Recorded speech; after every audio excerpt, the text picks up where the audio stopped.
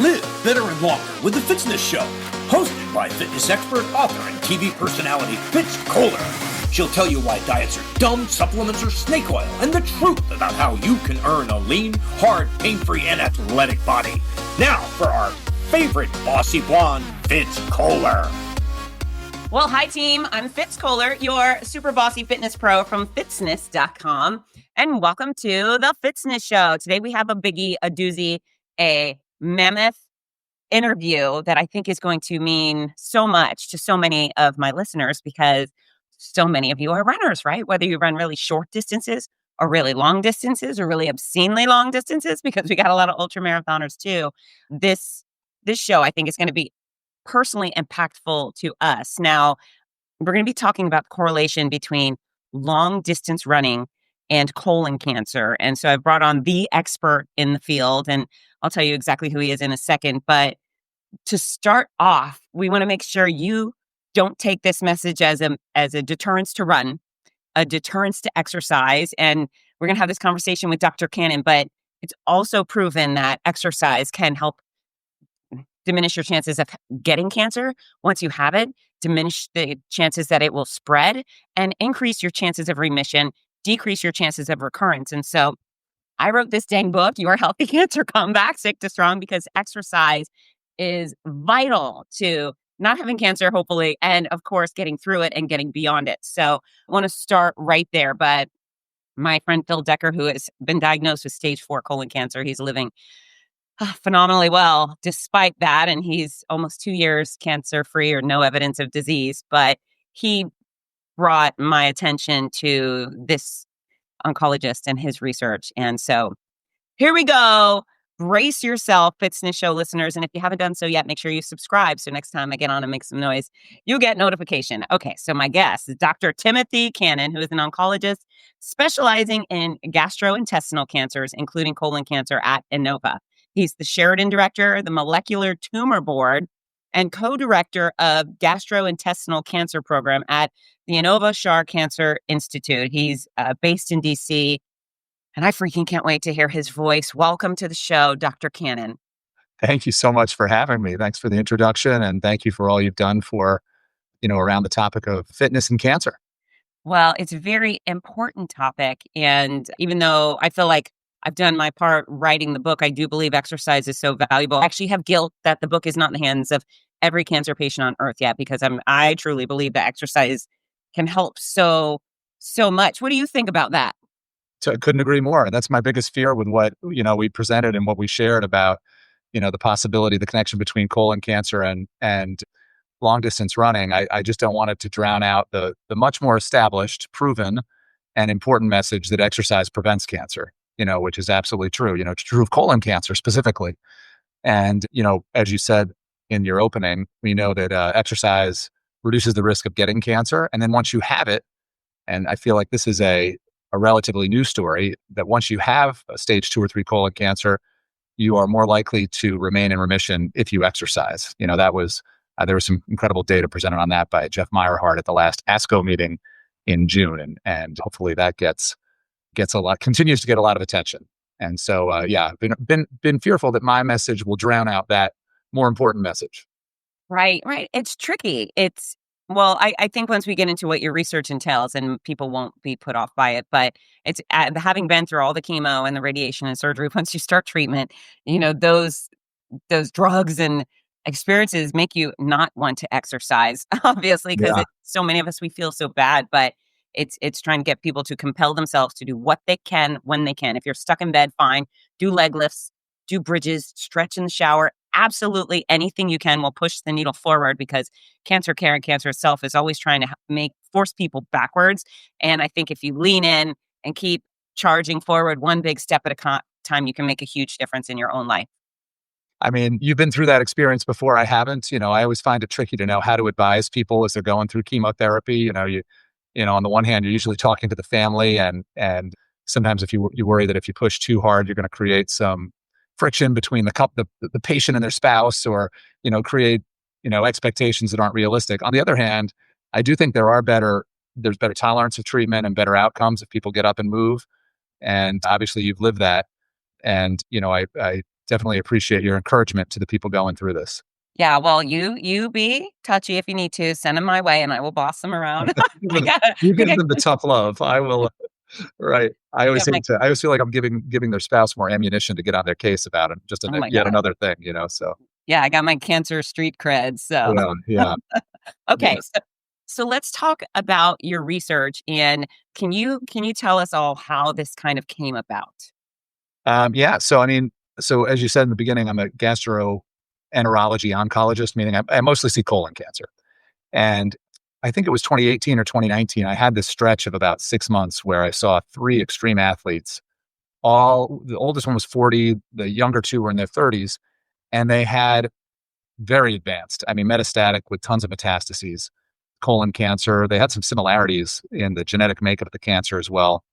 And I thought, this is strange. You know, young onset colon cancer is on the rise, but it's still not so common that I see it every week, you know, and here were three young onset colorectal cancers that had what I consider very extreme endurance exercise in their history. Two of them were ultra marathoners who had run dozens of 100-mile marathon, 100 Wow. mile ultras. One of them was a young woman that had run or that had done many triathlons, I think upwards of 20. And so I didn't know a lot of people in the course of my life that had run those distances. And here were three of them coming in with essentially the same diagnosis. And at least two of them, I think, had told me that, you know, they'd gone to their doctor and had described, you know, bleeding after running in the bowel movements. And they were told that's like part of running, or runners get this kind of thing. They get, you know, colitis and nothing to worry about, or at least that was the message. That may not have been what the doctor said, but that was the message that was the way it was interpreted by these people, these athletes. And so I just at the time thought, well, there's no sort of colitis that I could think of that has been proven to be not related to cancer. I mean, inflammation and cell regeneration is sort of the underpinnings of cancer genesis. So why would this be any different? Have we really ever looked into this? And so, you know, I just thought, well, we should probably study this a little bit. And, you know, in my capacity as an oncologist, I thought it would be good to just start by doing colonoscopies on runners. And so that's what we did. And we did it. Yeah. So and I could talk a little bit more about the trial, but that was the genesis of the project. Okay, and are you focusing on runners who are doing marathon distance and greater, or is it runners in general, any distance? Yeah. So the has been completed. And since those three patients were all long distance runners, and then subsequently I have seen several, and I think I'm treating three marathoners right now, in fact. And so that's the population I've seen it in. I haven't seen it in cyclists or swimmers, you know, not that, you know, that may just be by chance, but we studied the population that I'd seen it in. And so we were going for ultra marathoners. So when we started the study, I was trying to find 100 ultra marathoners, ultimately to get to 100 within the 2 years the IRB had given me to do the study. I expanded the eligibility criteria to include people who had done at least 5 marathons, 26.2 marathons. Okay. Ultimately, of the 100 participants, I think only 19 had not done at least a 50-kilometer ultra, but everyone had done at least 5 marathons. Okay. Okay. So before we get into those details, can you tell everybody the prominence or the prevalence of colon cancer amongst the general population and the lethality and just give us the basic colon cancer stats. Yeah, there's roughly 150 to 200,000 cases per year in the US, 50,000 roughly deaths from colon cancer per year. Young onset colorectal cancer is on the rise and has actually doubled in the last 30 years, meaning colorectal cancer in people under 50. And so we consider this to be an epidemic. The number of colon cancers has not gone up overall significantly, but it has in the younger population. It's gone a little bit down in the older population as screening has gotten better. But it's still a relatively rare event. Roughly 3 out of 10,000 people between 40 and 50 get colon cancer per year. And so Wait, I'm so sorry. Say that again. 3 to 4 per 10,000 40-something year olds get colon cancer per year. So that's a lot more. That's more double what it used to be, but still, relatively rare. We weren't expecting that we would find a cancer in our 100 runners, especially since we were excluding the people most at risk, which are people with inflammatory bowel disease or those with Lynch syndrome, a hereditary predisposition. So those are the stats. What is the screening recommendations right now? Right now, it's everyone should get a colonoscopy at 45, or sorry, I should say everyone should have screening at age 45.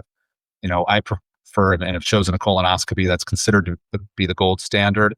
Not everyone has access to that. And it's also true that not everyone is willing to do a colonoscopy. So there are some other screening tools like, stool-based screening tools that sometimes are, look for occult blood or for, DNA evidence of cancer and precancerous lesions or methylation studies. You probably heard of Cologuard, is one sort of example of a alternative to a colonoscopy where you send your stool up. So 45 is when it's recommended. If you have a first degree relative, meaning a parent or sibling with colon cancer, you should get it 10 years before their diagnosis. And so those are the current screening recommendations. And then if you have a completely normal colonoscopy, you should get one every 10 years. And if you had a polyp, usually you do it no later than 5 years later. Okay. And we will be right back. Wouldn't it be fun to feel like a celebrity on race day? Imagine if all the spectators between the start and finish line were calling your name. Well, they would if they could. And that's why you have to tell them by ordering the Name Bib Kit at penandpaces.com. It's a waterproof, tear-proof bib. You can put it on your chest. It comes with 2 sets of alphabet stickers for you to write your name. And so as you cruise on by, everyone can say, go Katie, go Jamal, go Susie, whoever you are, they're going to cheer for you. I promise. It's a special way to race. I ran the Boston Marathon with my name on my sports bra. Felt like everybody in the town of Boston was cheering, go Fitz. And I want that for you too. So head on over to penandpaces.com right now, order your race bib, and have the time of your life. We're back. Okay. Thank you for that. So I had my colonoscopy soon after I finished chemo. The doctors were like, well, why don't you go have that too? And I went, alrighty. Which I can say, nobody likes diarrhea, but it's fine. It really wasn't that miserable, and you sleep through the whole process. So any fear of colonoscopy, people need to get over with. But I asked a doctor what percentage of people had polyps, and I think he said over 50%. Correct?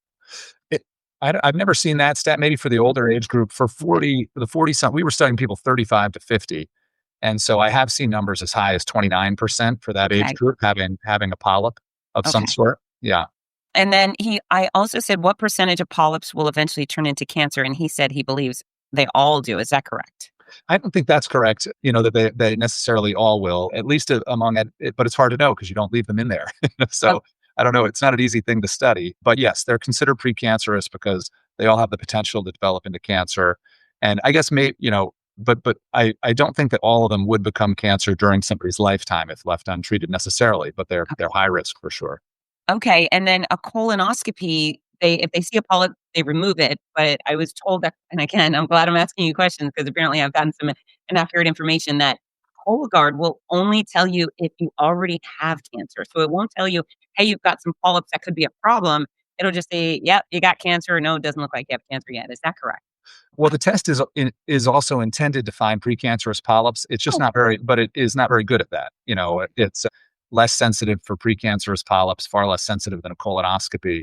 It is quite sensitive. It will pick up roughly 80% of cancers. And that stat may not be exactly right, but it's somewhere, it catches most of them, the cancers, but is less sensitive for precancerous polyps, which is a weakness of the test, although it is designed to help catch those as well. Okay. So it is a decent screening mechanism, but the colonoscopy is the 100%. Yeah, it's certainly a lot better than doing nothing, but yeah, not as sensitive as colonoscopy. And of course, one advantage of the colonoscopy is while they're in there doing it, they're not only, finding polyps with more sensitivity, but they're removing them at the time of the procedure. So it's sort of a diagnostic and therapeutic procedure all wrapped into one. And so, that's why I prefer to do it, understanding that it's less convenient and takes up your whole day and all of that. You have to do the prep and the colon cleanse, but I do think of it as the gold standard. Certainly what I'm doing for myself. Okay. Yeah, I agree. Okay. So back to your research, now that we've talked about the general population stuff. So you see these 3 ultra athletes that have colon cancer and they've got it bad, and you think maybe this is a thing, right? Maybe ultra marathon running leads to colon cancer. Is that the hypothesis? That's what I thought. They're bleeding when they run. It's not hard to imagine how, I had read about what is often called runner's colitis or ischemic colitis in runners. The basic idea being that, after you run a certain distance, you're diverting all the blood flow from your intestinal blood supply, or splanchnic circulation, as we call it, down to your legs that are requiring more oxygen. And so The gut sort of loses blood supply, has some tissue die because of that loss of blood supply. It's losing oxygen and nutrients, so that there's cell death and turnover of cells. And that's ischemic colitis, essentially, an oversimplification of ischemic colitis. And it was hard for me not to imagine that that could be a cancer inciting event, even though it's never been proven. But, anytime you have that sort of change, ischemia, loss of cells, regeneration of cells, it seems there would be more opportunities for DNA mutations or replication errors, because that's been demonstrated in other tissue that has, some sort of inflammatory injury and cell regeneration. So I thought, maybe there is something here to explore.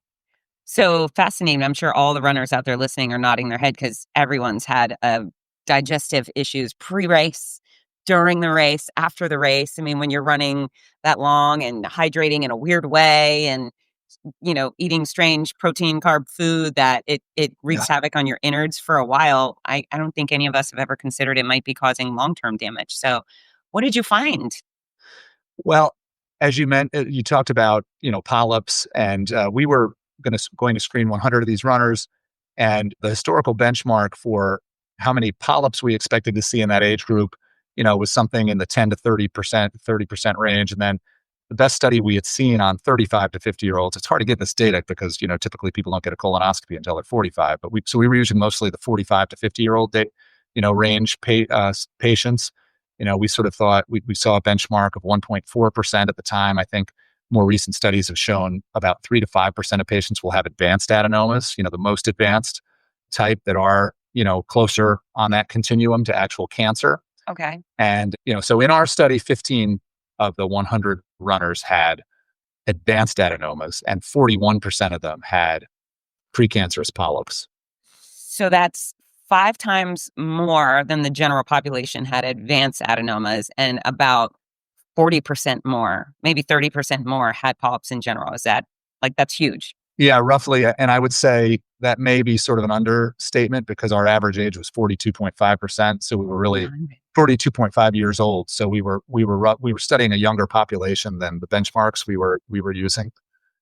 Okay. And I shouldn't have said percent more. I should have said times more, 30 times more. And so, well, I think about advanced adenomas, I think roughly 3 to 5 times more, and almost double the amount of regular adenomas you would expect. And some of them had a lot of adenomas. We had 3 people that we didn't consider as having advanced adenomas who had 3 or more adenomas. So it was sort of a surprising, the findings here, how many people seem to be at risk. Did any of the subjects in your study actually have colon cancer? No. Okay. No, nobody did, thankfully. Okay. So what do we do with this information? What do you think? What do you think is going on? Yeah. Well, I think there's a million things to do research-wise. And, essentially today, meeting with, a bunch of sort of groups of people that are interested in different aspects of this as scientific correlatives. But I think as far as the messaging goes, I want to emphasize that we haven't proven anything. This was a small study. We didn't have a control group. We didn't get the funding for a separate group of 142-year-olds that don't run to screen. And for all I know, this could just be something specific to Washington, D.C., air, or, the type of people that go into these studies, create some sort of, selection bias. So we haven't, even though I have to acknowledge that I believe there is a connection, I definitely haven't proven it. So, I want to emphasize that first. What I would say from talking to a lot of these runners and speaking to some of the cancer patients who have run marathons subsequently is that I am concerned that when runners go to get medical attention for GI problems like extreme, pain or bleeding from their stool, that they are dismissed as having a benign runner's related problem that has no connection to cancer. And there is no sort of expert body of gastroenterologists that have said, made any exception to the idea that bleeding requires a workup with a colonoscopy. It essentially always does. And there's nothing in the literature or in any expert body recommendations that says runners are excluded. But it seems like in practice, they are dismissed because somehow culturally or for whatever reason, it's thought either they seem too healthy to have a cancer or it's thought to be a normal part of running. So I would just say that if there's one important message I could get out there, it is that bleeding should not be ignored after running. You should go to a gastroenterologist or at least go to your primary care physician, because it is not necessarily something that's benign. And so that's the main message I want to get out there. And then I would love to talk about some of the other things we're doing as scientific correlatives going forward. But that's the main message that I think can be helpful right now. Definitely let's talk about that. But runners, if you find blood in your stool, go see a physician. Do not let them dismiss you. One of my dear runner friends, as you're talking, Natalia Winter, she was a marathoner. She reported digestive issues for a good 10 months. And the doctor kept telling her she was gluten intolerant. She said, no, I'm not. Finally, she made up some fake symptoms. So they do a colonoscopy, and she died about a year and a half later. So, Oh, um, wow. yeah, do not let doctors dismiss you. And we do put doctors on a pedestal, and they know exactly what they're talking. I think sometimes when we get like expelled from the doctor's office without a scan or blood work, we think, woo, that was close, but maybe not. Maybe you're just stepping into something worse. So be aggressive, or find a second and a third and a fourth opinion if you do have blood in your stool and they're not taking you seriously. Right. Yeah. Yeah. And I hope you get this message out to the doctors too, so they're not, dismissive here. And then I'm going to let you continue because I have other questions, but let's start with your information first. Yeah. About the studies that we're doing going forward. Yeah. Yeah. So, it's interesting. I had in my head, like, okay, this is what's happening. It's the ischemia problem. And of course, this, our study got published in the New York Times. It was actually on the cover of the New York Times about 3 weeks ago. And since then, I've gotten emails from all over the world about things, and it's hard, you have to filter them out. And some of them are, sort of, not too helpful, and not that they're not potentially related to the cancer, but, some people write things like, it's processed foods. And yeah, that has to be studied, but what is it about processed food? I mean, that's very vague. Whereas others, are writing to me about, look at this study. Runners have a higher abundance of this bug in their gut called Prevotella or Levanella. And there are a lot of studies on the microbiome and the bacterial distribution of endurance runners who seem to have these bugs that play a role in short fatty acid metabolism. Or others have written about different metabolic findings they've studied in runners, like insulin growth factor being upregulated, and that's known to also be part of cancer-causing pathways. So there have been a lot of people that have brought, I'm barely a scientist, I'm really a clinician, and so there's a lot of people out there that know 1,000 times more than me about running physiology, who have brought incredible ideas up that really, need to be studied. And so, I'm sort of trying to build a coalition of interested people, and maybe dividing, sort of creating a working group and dividing, tasks into different categories. Number one, we want experts in epidemiology to help us understand more if there really is a connection between running long distance and colon cancer. Secondly, we want somebody who's an expert in survey data, so we can learn some of that important nutrition information. Runners are amazing to study. I mean, it's incredible. I've done a lot of studies in my life, and we often feel like we have to drag information out of our subjects. These runners are, I don't want to use the word neurotic, but they're keeping like all this crazy data on their Garmin's, or, downloading it. Sometimes they know everything. How many calories they eat a day, what they eat, how far they ran, when they were, this is like, we get so much information from these runners. I feel like, like learning from them may help us learn a lot of things that help with all adult young onset cancer, because they're just so easy to study and so engaged in their health, and, so willing to participate. Just an amazing group of people to study. So anyway, we want to do a better job of going back to the people we studied, and maybe even expanding it to people that weren't in the original study, and just getting loads of data on what they eat, how they sleep, what they're exposed to in the environment, how much plastic bottle use, are they getting exposed to BPA? Are they eating the goose? What's their, how much protein, there's so many things to explore there. Then I think there's the microbiome arm. And then there's, I think, just sort of metabolic science arm. And I think, luckily I've been able to connect with amazing people that know so much more about this stuff than I do. And we'll try to build a sort of a coalition of researchers around this, and really dig in here and get a better understanding of if there's a connection and why, because I have no idea really about the why. Right. Yeah. So when I first read the article, I read the New York Times article. My friend Phil had sent it to me. He goes, read it. No, read it. I finally read it. And in my mind, I thought, well, there has to be something else. Like maybe it's something they're eating or something. And maybe it's just correlational versus the causational thing. Yeah. And of course, I know you'll figure that out. I mean, I don't want to pick on the goo packets. I don't consume them. It's not my bag, but they're beloved in the running industry. I'm sure their ingredients have been researched and approved and I so doubt forth. it. I doubt- You know, oh, I really don't think they're they would do the kind of research that would let you know whether okay, or not. I mean, it's just hard to do that research to know what predisposes you to cancer. So okay, I'm not saying that I think it's likely they cause cancer. right, I don't think anybody has, would be able to know that at this point. Does that make and sense? In other uh, words, I'm not saying they do cause it by any means. In fact, I doubt they do. But I don't, I there's just no good way to prove that. And certainly there's not a lot of law that would sort of, the laws required, aren't really set up for, proving something doesn't cause cancer before it goes to market. right. Yeah, it's interesting. I mean, I always go back to if you eat the things that were grown out of the ground, like potatoes, we're pretty good. We're pretty sure that potatoes don't cause cancer, right?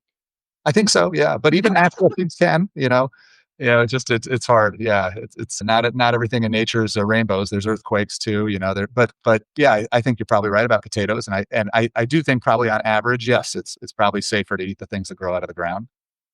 And we will be right back. Are you looking for the perfect gift for a loved one battling cancer? The Cancer Comeback series by Fitz Kohler offers hope, inspiration, and practical guidance. With Your Healthy Cancer Comeback, My Noisy Cancer Comeback, and the Healthy Cancer Comeback Journal. These books are a lifeline for all patients and survivors. Right now, you can order autographed copies at a special discount. Show your support and help a loved one go from sick to strong. Visit fitzness.com today. That's FITZNESS.com. Fitzness.com.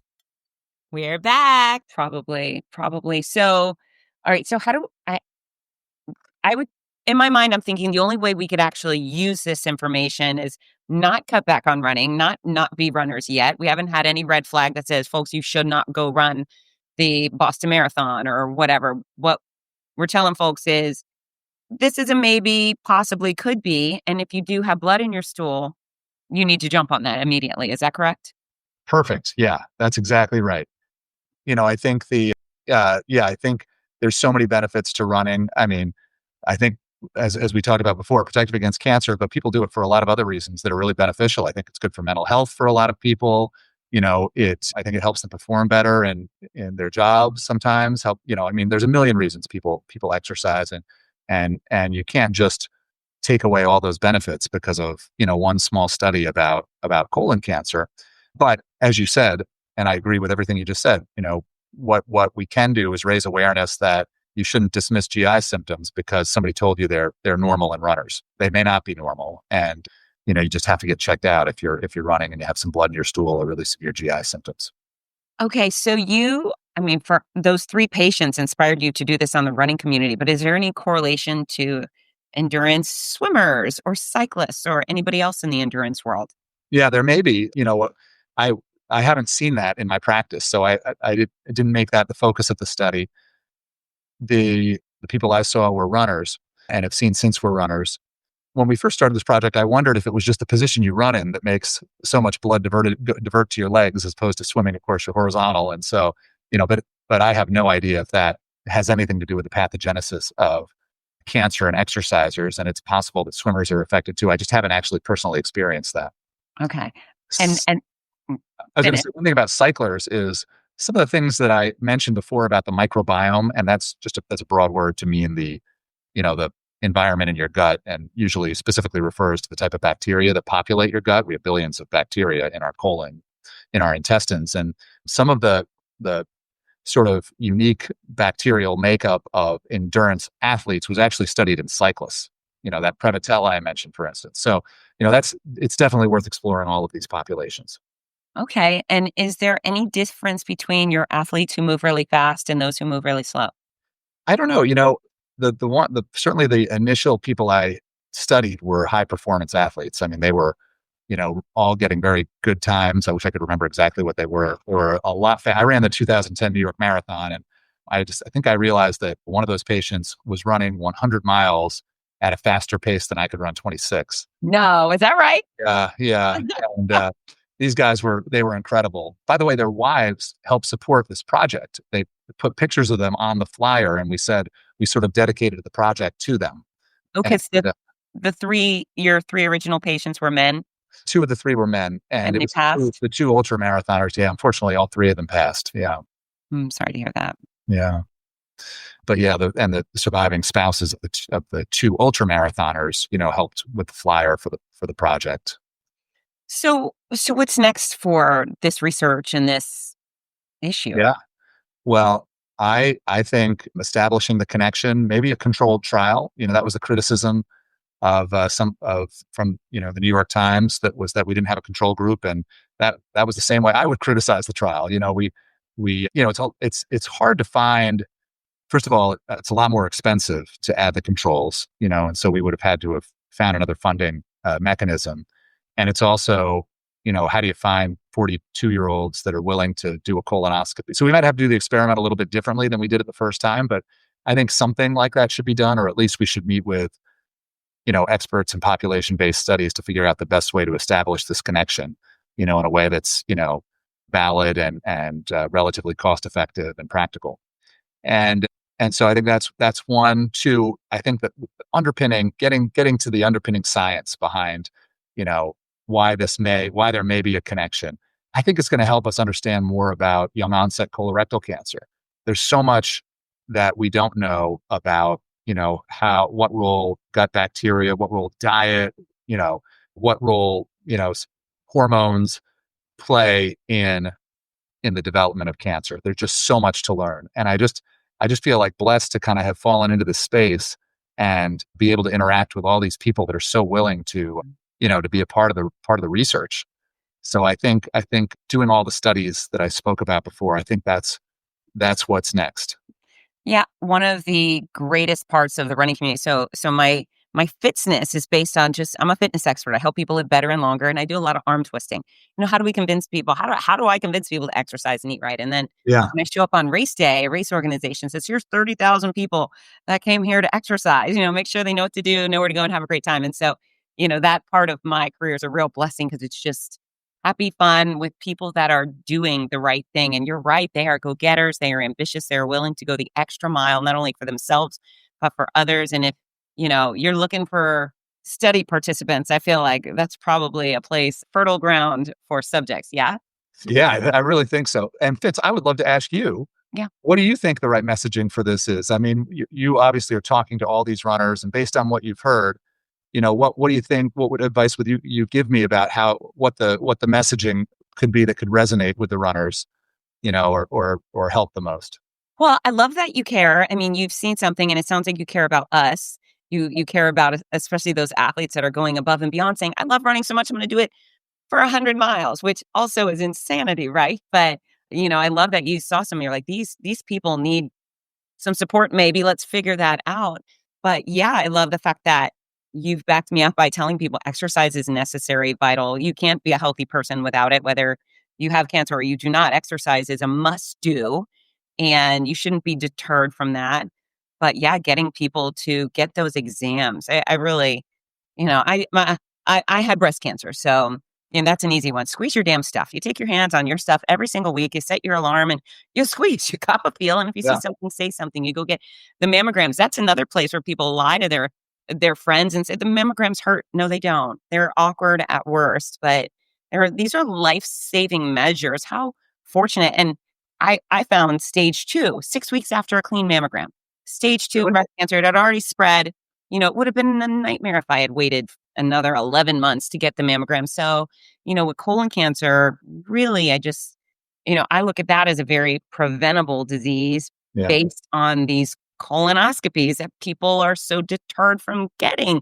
I truly wish they would knock it down to 30. Let's just start screening the tar out of people. If there's no radiation involved, right? You're just going in, looking around, removing possibly lethal polyps. I mean, and then be aware of those symptoms. I think that's a message: is stop ignoring your body's red flags. A doctor's not going to creep in your bed at night, lift up the sheets, look under the cover, start poking around to see if you're good.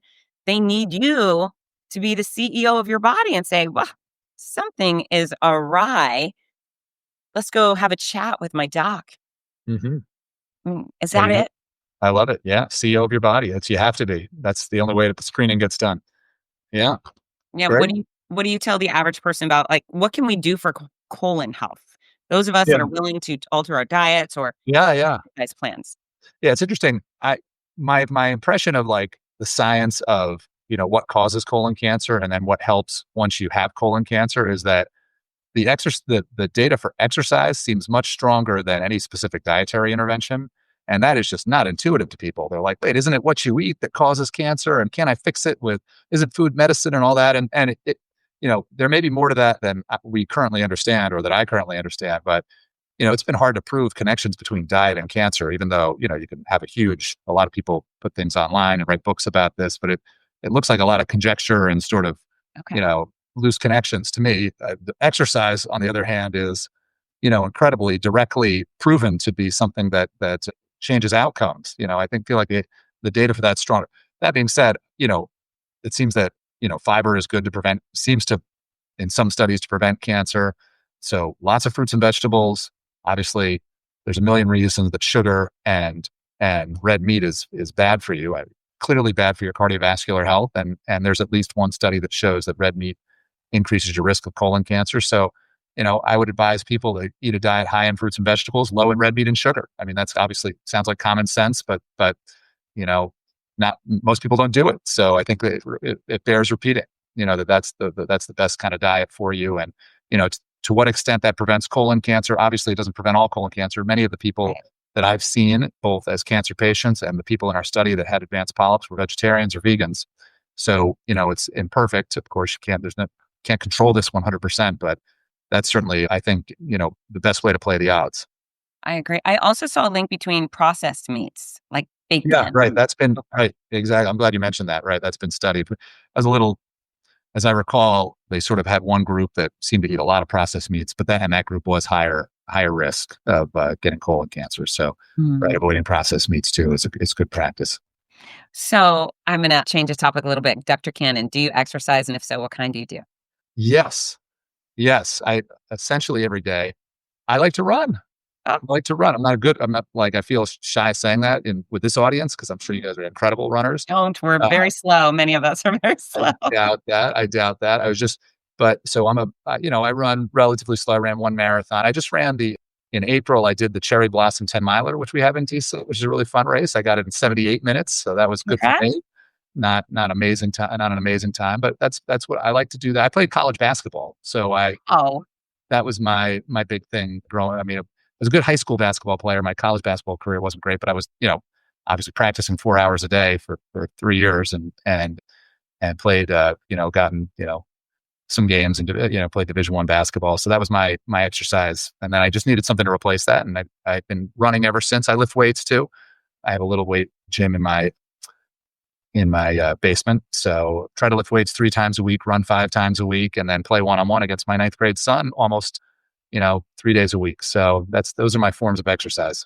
That's spectacular. And as a busy professional, how do you squeeze it in? I wake up earlier than everybody. And then after school, the basketball might do, on our driveway, usually between 7 and 8 at night. I love it. Yeah. Good, excellent role modeling too. So smart, yet walking the walk. Is there anything else you'd like to add for our audience? No, but thank you so much for having me on your show. This is great. Yeah, I'm excited. I think this is going to be very popular and very helpful because, again, as anyone who saw the headlines and Fox News shared it, I'm sure lots of organizations shared it. I'm sure there's a bunch of, runners that are freaking out a little bit, wondering how they should be responding. Okay, so before I let you go, you said that I would do it every show. Song of the show, which is a song that you want people to add to their playlist. Oh, wow. This week while they're exercising. Man, and you tell them what kind of exercise you want them to do. Okay. Well, what kind of exercise do you want them to do? How about some burpees? Do you agree with that, Fitz? Burpees? Certainly agree with burpees. Sorry, everybody, but the doctor says burpees. So I was doing them with my daughter the other day. I think that's a great one. And, this morning as I ran, I am so uncool that I'm really worried about my song choice. But what about This Is What It Feels Like by Armin van Buuren? You know that one? I don't know if I do know that one. That was on the Peloton playlist this morning, actually. So, I guess I'll throw that one out there. I don't even know who he is. Hopefully he doesn't have carry some cultural baggage I'm not aware of. But anyway, I thought that was a good workout song at the very least. Okay. So we're going to listen to that one while we do burpees. Everybody, that is your assignment. burpees too. What's the name of the song again? This is what it feels like. This is what it feels like. And probably with burpees, it feels a little like hell, but it'll be over soon enough. So keep going. Dr. Cannon, thank you so much for your time. Is there any place people can find you on social or online so they can keep up with your research? Not really. I wish maybe I should create that. But let me think of a good way to engage. I guess if you have any, let's see, I don't really have any social media except for LinkedIn. But, if you have any pressing questions, I'll give you, maybe I need to develop something. I'm gonna think about it. I'll get back to you, Fitz. Can I write to you once I develop an X profile or whatever you recommend? Of course. And then I will put it in the show notes too. So anyone listening, you can eventually go to the little show notes as this is published and find out where to follow or contact Dr. Cannon. And then your final assignment, Dr. Cannon. Wow. You have to look at the camera with gusto and tell everybody to get to work. Get to work. Get to work. Keep exercising. Thank you. That was perfect. All right. Thank you so much. That was excellent. And best of luck with your research. If there's any way I can ever be of help to you, I would love to be. I'm so grateful for what you're doing. I will probably be reaching out. Thank you. Good. All right. Have a great day. Thank you. All right, you too. Bye. Thanks. Bye. Hi, this is Rudy Novotny, the voice of America's Marathons. We all love how much running has benefited every aspect of our lives, so much so that most of us only wish we'd started sooner. Wouldn't it be wonderful to gift the opportunity to children of today? Well, you can. The Morning Mile is a before-school walking and running program that gives children a chance to start each day in an active way while enjoying fun, music, and friends. That's every child, every day. It's also supported by a wonderful system of rewards, which keeps students highly motivated and frequently congratulated. Created by our favorite fitness expert, Fitz Kohler, Morning Milers across the country have run over 2 million miles and are having greater success with academics, behavior, and sports because of it. The Morning Mile is free to the child, free to the school, and is inexpensively funded by businesses or generous individuals. Help more kids get moving in the morning by visiting morningmile.com. Champion the program at your favorite school or find out more about sponsorship opportunities. That's morningmile.com. Long may you run.